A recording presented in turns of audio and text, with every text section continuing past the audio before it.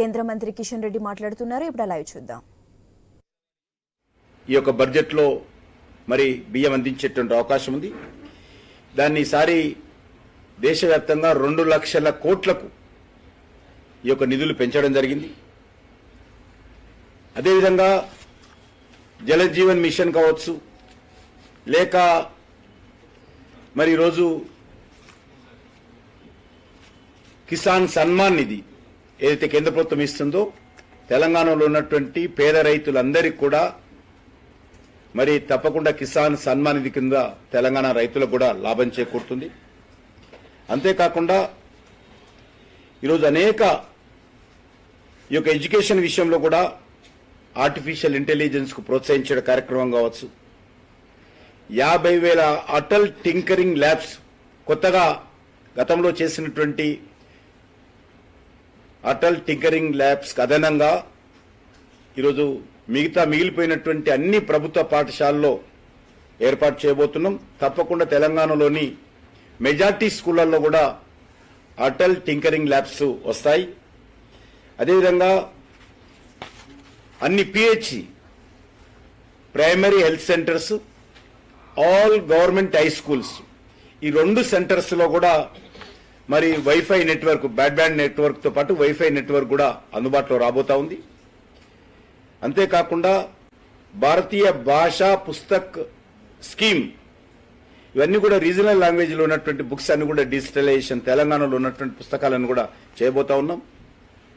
దాంతోపాటు అంగన్వాడీ సెంటర్స్, తెలంగాణలో ఉన్నటువంటి అన్ని అంగన్వాడీ సెంటర్స్ కూడా మరి ఇన్ఫ్రాస్ట్రక్చర్ అప్గ్రేడ్ చేయడం కావచ్చు, కొత్త అంగులు ఏర్పాటు చేయడం కావచ్చు, మరి ఐఐటిలో మరి విద్యార్థులను సంఖ్యను పెంచే దాంట్లో తెలంగాణలో కూడా పెరగబోతా ఉంది.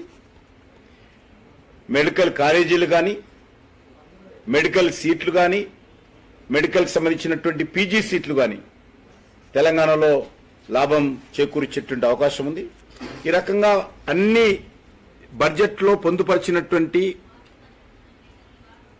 90% అబోవ్ స్కీమ్లలో తెలంగాణలో కూడా లాభం జరుగుతుంది. కానీ తెలంగాణకి ఏమిచ్చారనేటువంటి ప్రశ్న మరి ఈ రకంగా రావడం ఏదైతే ఉన్నదో అది మంచిది కాదు. కాబట్టి ఆ దిశలో ఆలోచన చేయాల్సిన అవసరం ఉంది. మనకు తెలుసు గతంలో కొన్ని రాష్ట్రాలకు మరి ప్రత్యేకమైనటువంటి ఆంధ్రప్రదేశ్ స్టేట్కు స్పెషల్ స్టాటస్ కింద, అంటే రాష్ట్ర విభజన సంబంధించినప్పుడు ఈ యొక్క కొన్ని ప్రాజెక్టులు ఇవ్వడం జరిగింది. స్టేట్ క్యాపిటల్ నిర్మాణం కావచ్చు, లేకపోతే పోలవరం ప్రాజెక్ట్స్ కావచ్చు, రైల్వే జోన్ కావచ్చు, ఇటువంటి వాళ్ళకు ఉన్నాయి. అందులో అవకాశం ఉన్నటువంటి కూడా వాళ్ళకి ఇవ్వడం జరుగుతుంది. ఆ రాష్ట్రానికి ఇవ్వాల్సినటువంటి అవసరం ఉంది. మన యొక్క తెలంగాణ రాష్ట్రాన్ని కూడా మీకు అందరూ తెలుసు, ఎక్కడ దేశంలో ఎక్కడే లేని విధంగా రీజనల్ రింగ్ రోడ్ ఇవ్వడం జరిగింది. సుమారు 40 రైల్వే స్టేషన్లు అభివృద్ధి జరుగుతూ ఉంది. మరి భవిష్యత్తులో తప్పకుండా ఇటీవల దేశంలో జవహర్ విద్యా కేంద్రాలు ఏర్పాటు చేసినప్పుడు, నవోదయ విద్యా కేంద్రాలు ఏర్పాటు చేసినప్పుడు అత్యధికమైనటువంటి నవోదయ విద్యా కేంద్రాలు తెలంగాణకు రావడం జరిగింది, సింహభాగం.